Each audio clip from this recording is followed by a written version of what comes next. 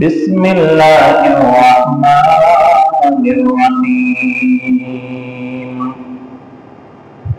إن الصفا والمروة من شعائر الله فمن حج البيت أو اعتمر فلا جناح عليه أن يطوف بهما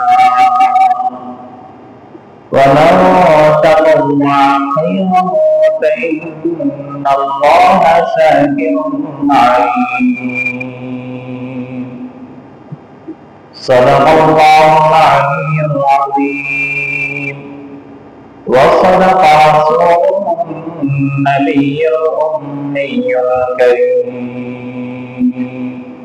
ونحن على ذلك لمن الشاهدين والشاكرين والحمد لله رب العالمين সকলের মহব্বত নিয়ে রাসূলুল্লাহ সাল্লাল্লাহু আলাইহি ওয়াসাল্লামের শানে দুরূদ শরীফ পড়ি اللهم صل على سيدنا نبينا وشفيعنا وحبيبنا مولانا محمد صلى الله عليه وعلى آله وأصحابه أجمعين সর্বপ্রথম মহান রব্বুল আলামিনের আলিশান দরবারে লক্ষ কোটি শুকরিয়া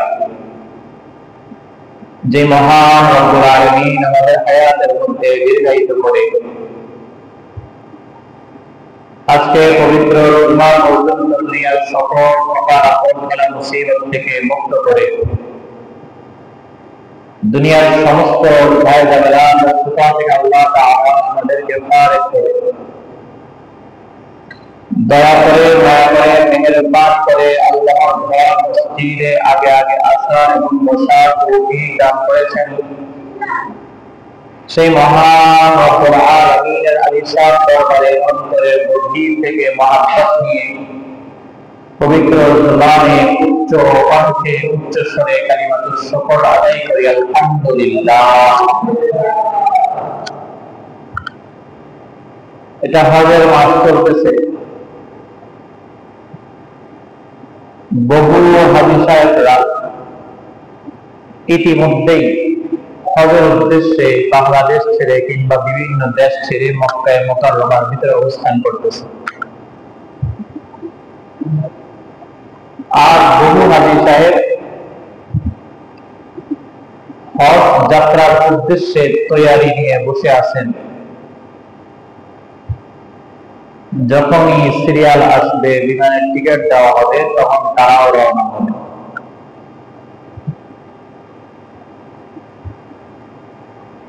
শাওয়াল জিলকদ মাস, এই দুইটা হলো হজের তৈরি করার মাস। প্রস্তুত নিয়ে হজের উদ্দেশ্যে রওনা হওয়ার মাস।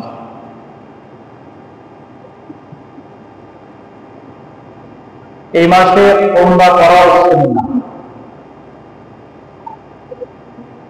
নবী করিম সাল্লাল্লাহু আলাইহি ওয়াসাল্লাম জিলকদ মাসে উমরা করেছেন।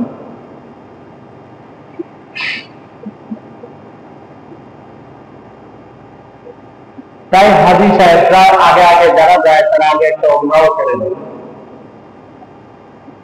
উমরার সাথে লাগাইয়া যারা হজ করে একই ইহরামে, মাঝখানে ইহরাম খুলে না, একটা ইহরাম বাদে এটার পরে এটার সাথে উমরা করে, পাশাপাশি হজ করে এবং নিয়ত করার সময়ও এই দুইটা একসাথে করার নিয়ত করে। এটাকে বলা হয় হজ্জে তামাত্তু।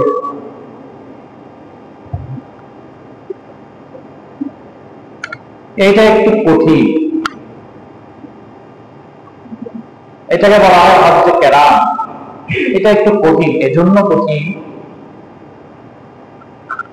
কারণ এই পুরাটা সময়ে সে অনেকগুলো কাজ থেকে বিরত থাকতে হবে, অনেকগুলো কাজ করতে পারবে না। এই সময়ের মধ্যে সে মুখে আজে বাজে কথা বলতে পারবে না, ফাহিশ কথা বলতে পারবে না, কারোর সাথে ঝগড়া বিবাদে লিপ্ত হতে পারবে না। এমনকি সে স্ত্রীর নিকটবর্তী হইতে পারবে না। নিকটতম উদ্দেশ্য হলো একান্ত নিকটতম। পুরোটা সময় সে এগুলো থেকে বিরত থাকতে হবে। একটু কঠিন, কিন্তু যেহেতু কঠিন তাই এটা সওয়াব বেশি। আবার কেউ কেউ যদি উমরা করার পরে ইহরাম খুলে ফেলে, আবার নতুন ইহরাম বেঁধে হজ করে, সফর একটাই, কিন্তু এক ইহরামে উমরা আর এক ইহরামে হজ, এটাকে বলা হয় হজ্জে তামাত্তু। কারণ হজের সাথে উমরার উপকার বা ফায়দাও সে করে নিয়েছে। সাধারণত আমাদের দেশের মানুষজন শুধুমাত্র হজ করতে যায়,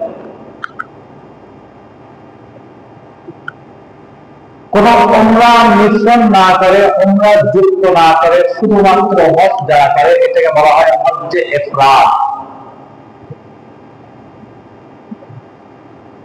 আমাদের দেশের মানুষজন নাম দিয়েছেন দুইটা, একটা হলো বড় হজ আর একটা ছোট হজ। বড় হজ মানে তারা বোঝায় হজের মাসে যে হজটা হয় এটাকে বড় হজ বলে, আর অন্যান্য সময় যেটা করে এটাকে ছোট হজ বলে। না, হজ একটাই, সেটা হলো যেটা জিলহজ মাসের 10 তারিখ, 9 তারিখ, 10 তারিখ, 11 তারিখ করা হয়। বাকি সময় যা করা হয় এটাকে উমরা বলে, উমরা, এটা হজ নয়। হজের আলোচনা ধারাবাহিকভাবে হয়ে আসতেছিল, তারই প্রেক্ষিতে বাইতুল্লাহ ইতিহাস। গত সময় আপনাদেরকে হজরে আসওয়াদ রুকনে ইয়ামানির ইতিহাস শোনাইছিলাম। হজের জন্য আরেকটি গুরুত্বপূর্ণ বিষয় হলো সাফা এবং মারওয়া পাহাড়। সাফা এবং মারওয়া পাহাড়, এই দুইটি পাহাড় হজের জন্য অত্যন্ত গুরুত্বপূর্ণ বিষয়। কারণ যারা হজ করতে যাবে, যারা উমরা করতে যাবে, তাদের জন্য এই সাফা এবং মারওয়া পাহাড়ের তাই করা, দৌড়ানো কিংবা জোরে জোরে হেঁটে চলা ওয়াজিব। এই কাজটা যদি কেউ না করে তার উপর দম ওয়াজিব হয়, অর্থাৎ একটা কোরবানি ওয়াজিব। তাহলে হজের জন্য আরেকটি গুরুত্বপূর্ণ বিষয়ের নাম হলো সাফা এবং মারওয়া, দুটি পাহাড়। এই পাহাড়ের মাঝখানে সাই করা ওয়াজিব, করতেই হবে, না করলে আপনার হজও আদায় হবে না, উমরাও আদায় হবে না। সূরা বাকারার ভিতরে আল্লাহ তাআলা বলেন, ইন্নাস সাফা ওয়াল মারওয়াতা মিন শাআইরিল্লাহ, নিশ্চয়ই সাফা পর্বত এবং মারওয়া পর্বত, এই দুইটা পর্বত আল্লাহর নিদর্শনাবলীর অন্তর্ভুক্ত। এই দুইটা পর্বত আল্লাহ আয়াত, আল্লাহ শাআইর। সুতরাং এই দুই পর্বতের আশেপাশে নিয়ে দৌড়ানো, সাই করা ওয়াজিব। পরের আয়াতের মধ্যে আল্লাহ তাআলা বলেন, পরের অংশের ভিতরে ফামান হাজ্জাল বাইতা আও ইয়াতামারা ফালা গুনাহা আলাইহি আন ইয়াতাওয়াফা বিহিমা। এই অংশটা ভালো করে বুঝেন। আল্লাহ বলেন ফামান হাজ্জাল বাইতা, যে ব্যক্তি হজ করতে যাবে, আও ইয়াতামারা অথবা উমরা করতে যাবে, ফালা গুনাহা আলাইহি, তাদের জন্য কোনো গুনাহ হবে না, কোনো অসুবিধা হবে না, আন ইয়াতাওয়াফা বিহিমা, এই দুইটা পাহাড়কে সাই করবে, গুনাহ হবে না, অসুবিধা হবে না। এই কথা কেন বলবো? এই দুই পাহাড় পর সাই করা ওয়াজিব। আল্লাহ এভাবে কেন বললো যে এখানে সাই করলে গুনাহ হবে না, অসুবিধা হবে না? জাহিলি যুগে, আইয়ার জাহিলি যুগে এই দুইটা পাহাড়ের উপর দুইটা মূর্তি ছিল। একটা মূর্তির নাম ঈসা, আর একটা মূর্তির নাম নাইলা।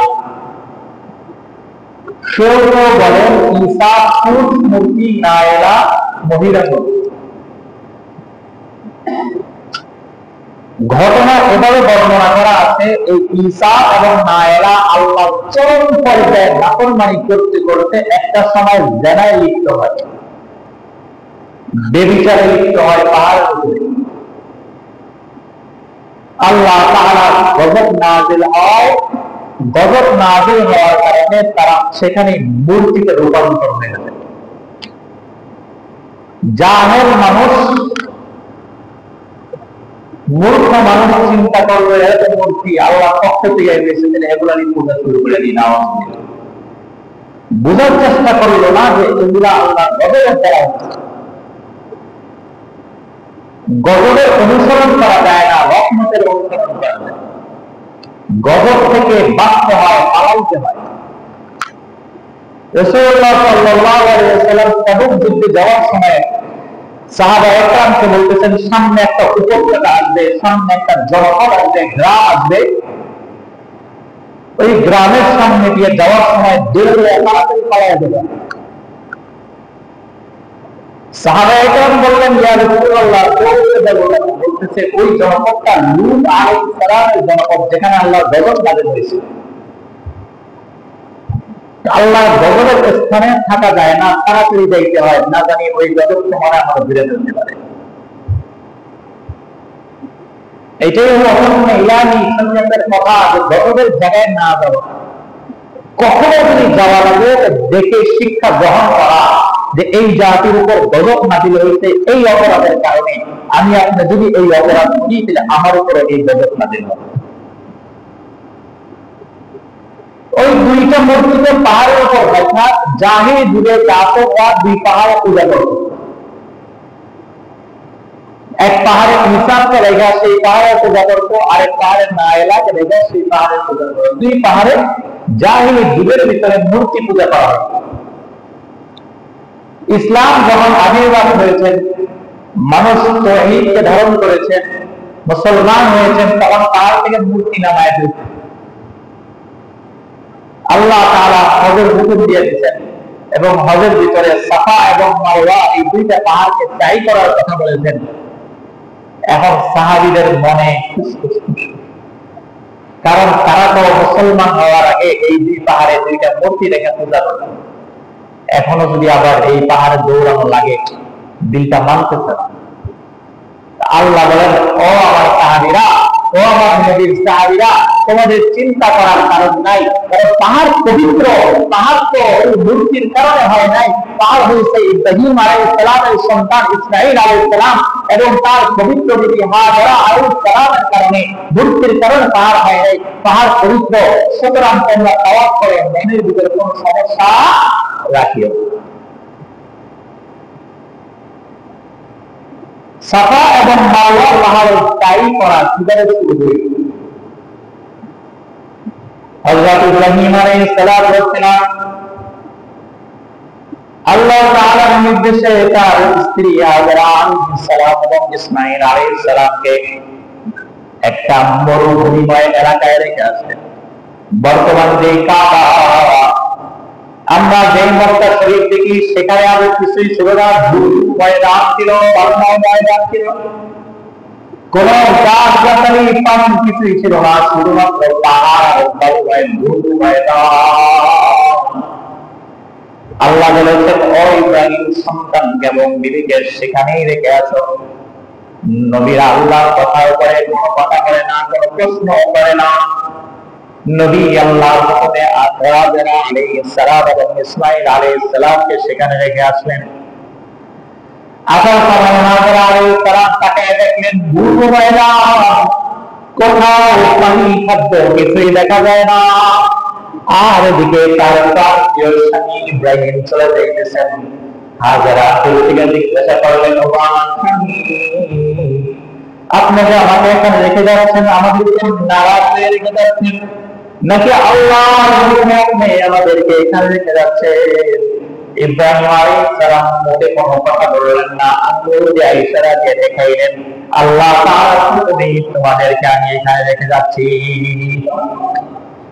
হাজেরা আলাইহিস সালাম চিন্তা করলেন যে আল্লাহ তাআলার হুকুমে আমাদেরকে রেখে যাওয়া, সুতরাং যত প্রকার বিপদের কথা আমি বলবো না কেন, সমস্ত বিপদ জীবনে আল্লাহ তাআলাই আমাদেরকে হেফাজত করবেন। ছোট্ট শিশু ইসমাঈল, দুধের শিশু, পানি খায় আর কিছুই খায় না। কিছুক্ষণ পরে ইসমাঈল আলাইহিস সালাম যেই মোটর করে পানি ছিল সেই পানি শেষ হয়ে গেছে, এবার পানি তৃষ্ণায় ছটফট করে শুরু করে দিয়েছে। কিতাবের মধ্যে লেখেন ছোট্ট শিশু ইসমাঈল মাটির মধ্যে পড়ে দরদর করা শুরু করে দিয়েছেন পানির তৃষ্ণার জন্য। এই দৃশ্য মা জন্ম থেকে মাত্র শুনতে হয় না। হাজরা আলাইহিস সালাম চিন্তা করলেন দৌড়ে এই পাহাড়টার উপরে যাই, কোন মানুষকে দেখা যায় কিনা, দেখা গেলে ডাক দিয়া পানির সাহায্য চাইবো, খাদ্যের সাহায্য চাইবো। হাজরা আলাইহিস সালাম দৌড়ে মক্কার সবচেয়ে নিকটবর্তী সাফা পাহাড়ের ভিতরে উঠে গেলেন। চূড়ায় উঠলেন, কোথাও দেখলেন কোথাও দেখা যায় না, শুধু সামনে আরেকটি পাহাড় দেখা যায়, সেই পাহাড় হলো মারওয়া পাহাড়। হাজরা আলাইহিস সালাম চিন্তা করলেন ওই পাহাড়ে উঠে দেখি হইতে পারে ওই পাহাড় থেকে কোনো মানুষ দেখা যাবে। হাজরা আলাইহিস সালাম সাফা পাহাড় থেকে দৌড়ে মারওয়া পাহাড়ে উঠছেন। উঠে দেখেন সেখান থেকে কোনো মানুষ দেখা যায় না এবং বাইতুল্লাহ দেখা যায় না। যেখানে ইসমাঈল আলাইহিস সালাম দেখা যাচ্ছে, ইসমাঈল আলাইহিস সালাম দেখা যায় না। মাত্র আরো আবার দৌড়ে এলাকা আসে, সাফা পাহাড়ের কাছে আসছেন, দেখতেছেন সন্তান আবার দেখতেছে, আবার সাফা পাহাড় উঠতে দেখতেছেন কোনো মানুষ দেখা যায় কিনা, আবার দেখা যায় না, আবার মারওয়া পাহাড়। এবারে হাজরা আলাইহিস সালাম সাতটা চক্কর লাগাইছেন। সব চক্কর করে সময় আওয়াজ শুনতে পাওয়া। হাজরা আলাইহিস সালাম নিজেকে নিজে বলেন চুপ করো, দেখি কি শোনা যায়। চুপ করে কানটা পেতে শুনলেন আল্লাহর পক্ষ থেকে সাহায্যের আওয়াজ শোনা যায়। দেখা যায় ইসমাঈল আলাইহিস সালামের সামনে দেখলেন কোন একজন বড় পাখাওয়ালা ব্যক্তি নামছে। কিতাবের মধ্যে হযরত ইবনে আব্বাস রাদিয়াল্লাহু তাআলা বলেন আল্লাহ তাআলা থেকে জিবরাইল আলাইহিস সালাম আসেন। জিবরাইল আলাইহিস সালামের পায়ের গোড়ালি দ্বারা মাটির ভিতরে বাড়ি দিতেন, সাথে সাথে আল্লাহ তাআলার নির্দেশে জমজম কুয়া বের হয়ে গেছে। কোন কোন কিতাবে লেখেন পায়ের গোড়ালি নয়, ডানা দিয়া বাড়ি মারতেন, সাথে সাথে কুয়া গরম হয়ে গেছে। এটা এমন কুয়া, হাজরা আলাইহিস সালাম দেখে দৌড়ে আসছেন, আয়েশা চিন্তা করছেন যদি পানি শেষ হয়ে যায়, এজন্য কি করছেন তাড়াতাড়ি বাঁধ দিয়ে দিতেন যেন পানি না যায়, পানি না যায় তার বাঁধ দিয়ে দিতেন। রাসূলুল্লাহ সাল্লাল্লাহু আলাইহি ওয়াসাল্লাম বলেন যদি আমাদের মা হাজরা ওই পানিটা বাঁধ না দিত পুরো আরব সমুদ্র হয়ে যেত। সুবহানাল্লাহ বললেন, এত পানি ওই কুয়া থেকে বের হয়। মুরব্বীরা কুয়া সম্পর্কে জানবেন, আমাদের বর্তমান যুব সমাজ এরা জানে না কুয়া। আগের দুই কুয়া ছিল, কুয়া থেকে রশি দিয়ে বালতি করে পানি উঠে, কুয়ায় সবসময় পানি থাকতো না, আবার বেশি পানি উঠাইলেও পানি নিচে চলে যাইত বা ইউজ করার মতো পানি পাওয়া যাইত না। কুয়ার বৈশিষ্ট্য এটাই, কুয়ায় বেশি পানি থাকে না, নির্দিষ্ট পরিমাণ পানি উঠানোর পরে সেদিন আর পানি পাওয়া যায় না, আরেকদিন অপেক্ষা করা লাগে। জমজম কুয়ার বৈশিষ্ট্য এটা ভিন্ন। জমজম কুয়ায় প্রতি সেকেন্ডে বা প্রতি মিনিটে 19,000 লিটার পানি উঠানো হয়। সুবহানাল্লাহ বলবেন। আমরা যে ট্যাঙ্কি ওজন থেকে ব্যবহার করি এটা কত লিটার কে বলতে পারবেন? 500 লিটার। 20 মিনিট লাগে পুরাইতে, কখনো 25 মিনিট লেগে যায়।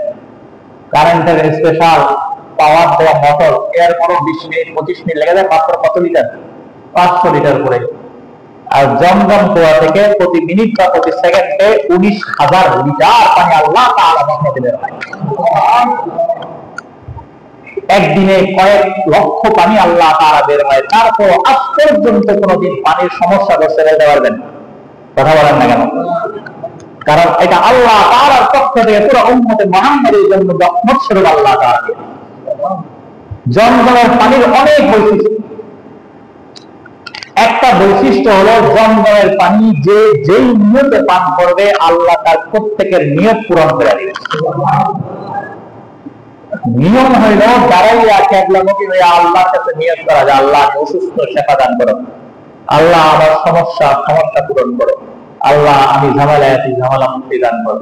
এরকম নিয়ত করে যেই ব্যক্তি পান করবে বিশ্বাসের সাথে আল্লাহ তার সেই নিয়তকে পূরণ করে দিবে। বিজ্ঞানীরা বিভিন্ন প্রকার পানি নিয়ে গবেষণা করেছে, তার ভিতরে জমজমের পানিও ছিল। যারা এই গবেষণাগুলো করে তারা মুসলমান নয়, তারা ইহুদি, খ্রিস্টান, কাফের। গবেষণা করার পরে বলতেছে পৃথিবীর ভিতরে যত প্রকার পানি আছে সবচেয়ে বিশুদ্ধ পানি হলো জমজম কূপের পানি, এবং এই পানির ভিতরে আল্লাহ তাআলা শিফা, রোগের ওষুধ দান করেন।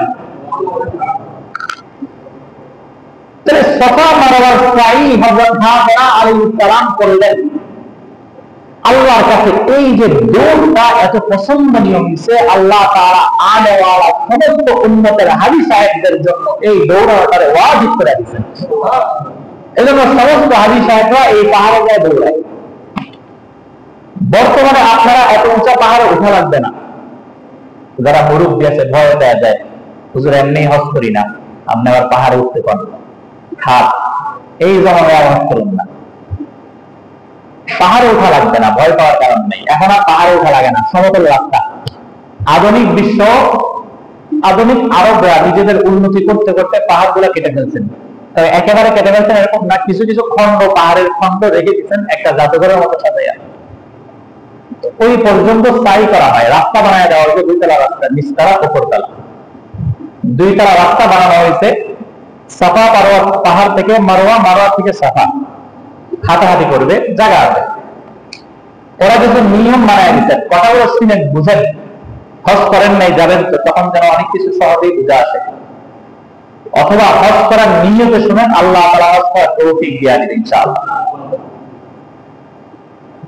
এখন সিস্টেম করে দিচ্ছে এরকম, সাফা মারওয়া পাহাড় থেকে যারা গেছেন, যেমন আমাদের মাস্টার সাহেব গেছে, আমাদের সুলতান খান সাহেব গেছে, ওনারা এগুলো বুঝবে। আপনারা শুনেন, সাফা পাহাড় থেকে যাওয়ার সময় সবুজ বাতি আছে, কিছু সবুজ বাতি। এই সবুজ বাতি জ্বলে, এই জায়গায় গেলে পুরুষেরা দৌড়াইতে হয়, দৌড়াইতে না পারলে জোরে জোরে হাঁটতে হয়, আর নারীরা তাদের স্বাভাবিক গতিতেই হেঁটে হেঁটে যাবে। আবার বলতেছি, সাফা পাহাড় থেকে মারওয়া যাওয়ার সময় সবুজ বাতি আছে, সবুজ বাতি জ্বলা দেখলেই পুরুষরা দৌড়াবে, দৌড়াইতে না পারলে জোরে জোরে হাঁটবে, নারীরা স্বাভাবিক গতিতে হেঁটে হেঁটে যাবে। কেউ কেউ স্ত্রীকে নিয়ে হজ করতে যায়, বিবি সাহেবকে নিয়ে হজ করতে যায়, তারা কি করবে? তারাই দৌড়ায়। বিবি বিছানা করে যাবে না? কি বলেন, বিবি বিছানা করে যাবে না? আমাদের দেশে কিছু পুরুষ আছে, মার্কেটে যায়, বাজারে যায়, কিংবা বেড়াইতে যায়, ব্যাগটা নিয়ে সে হাতে বিবি 3 কিলোমিটার পেছনে করে রয়েছে। আর বিবি অনেক সময় টোকাও পায় না, আরেক পুরুষ তাকে হয়, আপনি কেমন গায়ের রক্ষীন পুরুষ, বিবিরে নিয়ে যাইতেছেন বেড়াইতে, পাশে নিতে লজ্জা করেন? দৌড়ায় হাঁটতেছেন, তাই মহিলা কার সাথে হাঁটবে? কারো নিয়ে হাঁটেন একসাথে। ইসলাম কত সুন্দর দেখেন, সিস্টেম হলো সবুজ বাতি হলে পুরুষ দৌড়াবে অথবা জোরে হাঁটবে, নারীরা স্বাভাবিক হাঁটবে। যদি বিধি থাকে তাহলে আপনি স্ত্রীকে পাশে নিয়ে আস্তে আস্তে হাঁটবেন, আপনার দৌড়াও লাগবে না, জোরে হাঁটাও লাগবে না। সুবহানাল্লাহ। ইসলাম কত সুন্দর, কারণ লক্ষ লক্ষ হাজী সাহেব যদি আপনার বিবি পিছনে পড়ে যায়, ওই বিবিরা পিছনে রাখবে না, আপনি বিবি ছাড়াই দেশে আওয়া লাগবে, তার আর খুঁজেই পাবেন না। কই খুঁজবেন লক্ষ লক্ষ মানুষের ভিতরে? সাফা থেকে মারওয়া পাহাড় 300 মিটার দূরত্ব, 1000 মিটারে 1 কিলোমিটার হয়, তাহলে 7 চক্করে হয় 2100 মিটার, 2100 মিটার। তার মানে 7 চক্কর দিতে 2 কিলোমিটারের চাইতে সামান্য বেশি হাঁটা লাগে। এটা হাঁটা তেমন কোনো ব্যাপার না আমাদের জন্য, কারণ আমরা প্রতিদিন সকালে একবার, বিকালে একবার বাজারে হাইটা যাই, বাজারে হাইটা, বাজারে হাইটা, বাজারে হাইটা 1.5 কিলোমিটার পার হয়ে যায়। তাহলে আমরা প্রতিদিন 3 কিলোমিটার হাইটা অভ্যস্ত, আমাদের জন্য 2 কিলো হাঁটা তো কোনো ব্যাপারই না।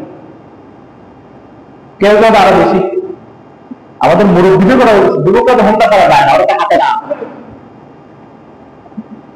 মুরব্বীদের কথা বলতেছি, যুবকরা তো হাঁটা করা নামে না। মুরব্বীরা প্রতিদিন 3 কিলোমিটার হেঁটে অভ্যস্ত, তাদের জন্য সাফা মারওয়া সাই করা কোনো কষ্টের না, বরং আরামের জায়গা, কারণ অল্প হাঁটতে হবে। আর যদি জোশ নিয়ে হাঁটতে পারে যে আমি এমন জায়গা দেখতেছি যে জায়গায় আল্লাহ রহমত নাযিল হয়, যে জায়গায় আমাদের মা হাজরা আলাইহিস সালাম দৌড়াদৌড়ি করেছেন, যেই জায়গার উসিলায় আজকে পুরো পৃথিবীর জন্য রহমত স্বরূপ জমজম কূপ পাওয়া গেছে, তখন দেখবেন হাঁটার জোশও বেড়ে গেছে, শরীরের ভিতরে আল্লাহ তাআলা জওয়ান নিয়ে গেছে। এবার আসি ফজিলতের কথা। রাসূলুল্লাহ সাল্লাল্লাহু আলাইহি ওয়াসাল্লাম হজের সময় সাফা পাহাড়ে ওঠার পরে বাইতুল্লাহর দিকে মুখ করেছেন, বাইতুল্লাহর দিকে মুখ করে দোয়া করেন, লা ইলাহা ইল্লাল্লাহ ওয়াহদাহু লা শারীকা লাহু লাহুল মুলকু ওয়া লাহুল হামদু ওয়া হুয়া আলা কুল্লি শাইইন কাদির, লা ইলাহা ইল্লাল্লাহ আনজাদা ওয়া'দাহু ওয়া নাসারা 'abদাহু ওয়া হাযামাল আহজাবা ওয়াহদাহু। রাসূলুল্লাহ সাল্লাল্লাহু আলাইহি ওয়াসাল্লাম বলেন, যে ব্যক্তি হজ করতে যাবে সাফা পাহাড় পর্যন্ত পৌঁছাবে, এরপরে বাইতুল্লাহর দিকে মুখ করে আল্লাহর কাছে দোয়া করবে, যেই দোয়া করবে আল্লাহ তাআলা তার সেই দোয়াই কবুল করে নেবেন। এরপরে মারওয়া পাহাড়ে যাবে, মারওয়া পাহাড়ে যাওয়ার পরে বাইতুল্লাহর দিকে মুখ করবে, বাইতুল্লাহর দিকে মুখ করে আল্লাহর কাছে যে দোয়া করবে আল্লাহ তাআলা সেই দোয়াই কবুল করে নেবেন। 7 চক্করে 7 বার দোয়া, জীবনের সমস্ত দোয়া চাইলেন আল্লাহ সমস্ত দোয়া পূরণ করেন। এরপর আমরা হজ করতে চাই না, আহা সমস্যা আমাদের শেষ নাই, কিন্তু আমরা হজ করি না। অসুস্থ ডাক্তারের কাছে যাও, নাহলে কি রোগ বুঝে আসবে? রোগের থেকে ভালো হবা। আমার জীবনভর সমস্যা, আল্লাহর কাছে যাই, নাইলে আল্লাহ তাআলা ঠিক করে দিবে। সাফা মারওয়ার পরে আরেকটা জিনিস আছে, এটা অনেক চমৎকার জিনিস, নিজের চোখে না দেখলে বোঝা মুশকিল। এটাকে বলা হয় মিজাবে রাহমাত। মিজাব শব্দের অর্থ পানির নালা। আমরা চিন্তা করা বিল্ডিং ঘর যারা করি, বিল্ডিং ঘর করার সময় ছাদে পানি জমে, পানিগুলো পড়ার জন্য একটা পাইপ দেওয়া যায়, যেটা না পাইপ দেওয়া যায়, বৃষ্টিতে পানি জমলে ওই পাইপ দিয়ে পানি পড়ে। বাইতুল্লাহ ছাদেও পানি জমে, পানি পড়ার জন্য হাতিমে কাবার দিকে একটা নালা দেওয়া আছে গোল্ডেন সামনে পাইপ দিয়ে, ওটাকে বলা হয় মিজাবে রাহমত। মিজাব মানে হলো পানির নালা, রহমত মানে রহমত, মানে এখান দিয়ে আল্লাহর রহমত বর্ষণ হয়। সুবহানাল্লাহ বলবেন। রাসূলুল্লাহ সাল্লাল্লাহু আলাইহি ওয়াসাল্লাম হজ কিংবা উমরার ভিতরে ওই মিজাব রহমতের এখানে বৃষ্টি শুরু হয়ে গেছে, নবীজি বৃষ্টিতে মিজাব রহমতের নিচে দাঁড়ায় দাঁড়ায় ভিজেছেন, এবং সেই মিজাব রহমতের নিচে দাঁড়ায় দাঁড়ায় আল্লাহর কাছে দোয়া করেছেন, এবং পুরো উম্মতকে দাঁড়ায় দিতেন। মিজাব রহমতের নিচে দাঁড়াইয়া যেই দোয়া করবে আল্লাহ তাআলা সেই দোয়াই কবুল করে নেন। এজন্য যারা হাজি সাহেব তারা বলতে পারবে বৃষ্টি হইলে মিজাব রহমতের নিচে ভিড় হয়ে যায়, মারামারি হলে গেলে অবস্থা হয়, পুলিশ না থাকলে তো মারামারি না, বাঙালি হলে তো খেলা হয়ে যায়। মানে আমি মুরব্বী আমার সাইড দেয়, তাহলে আপনি মুরব্বী বান্ধব নাতি আমার কি সাইড দেন? আপনি তো অনেক গেছেন, পুলিশ দিয়ে এই জন্য মারামারি করতে পারে না, কিন্তু খুব ভিড় হয়ে যায় ওই বৃষ্টিতে ভিজে ধোয়া মারা। এত এত এগুলা কি বাংলাদেশে বুঝে পাওয়া যাবে? কথাগুলো বুঝেন না। এই যে এত এত নিদর্শন, এত এত ফজিলত, এগুলো বাংলাদেশে বলতে পাওয়া যাবে? আওয়াজ তো মনে হয় এমন যে বাংলাদেশে মনে হয় সুরজ পাওয়া যাবে। এগুলো বাংলাদেশে কোথাও পাওয়া যাবে? কোন যাওয়া লাগবে? হজে যাওয়া লাগবে, উমরায় যাওয়া লাগবে, কোথায় যাওয়া লাগবে? হজে যাইতে হবে, উমরায় যাইতে হবে, অথবা উমরায় না গেলে পাবেন বলছি। যারা আল্লাহ আপনি হজ করতে যান, আমার সময় বন্ধুদের পানি নিয়ে আসেন, আমরা খাওয়ার সময় নিয়োগ করবো না আগামী বছর ধরে আমরা হজ করতে যাইতে পারি। আপনার হচ্ছিল আমাদের হজ করা কবুল দেন, কারণ আপনিও যাইবেন না, আমারও নিয়োগ করা সুযোগ দিবেন না। আপনি নিজে তো মাহমুদ গেলেন, পুরো জাতির মাহমুদ গেলেন। আপনার সাফা পাহাড়ে উঠেন, আমাদের জন্য আমি তো আছি, পুরো এলাকাবাসীরা হজ করতে নিয়ে আসবো।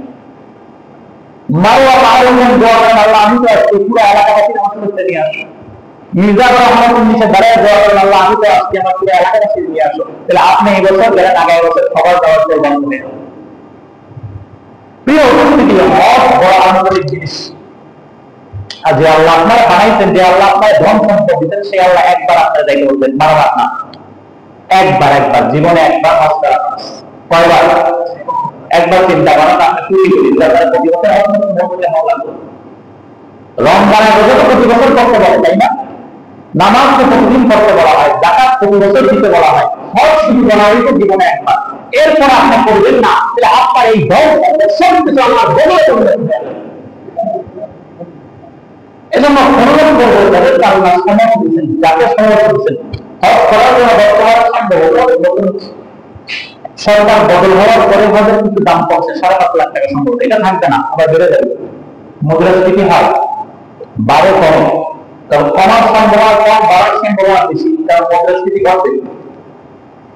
5.5 লাখ টাকা যদি হজ করা হয়, খরচ তাদের জন্য হজ করতে যাওয়া হবে, ওখানে থাকা এবং আসা 5.5 লাখ টাকা, বললাম আরো 50,000 বেশি, 6 লাখ টাকা।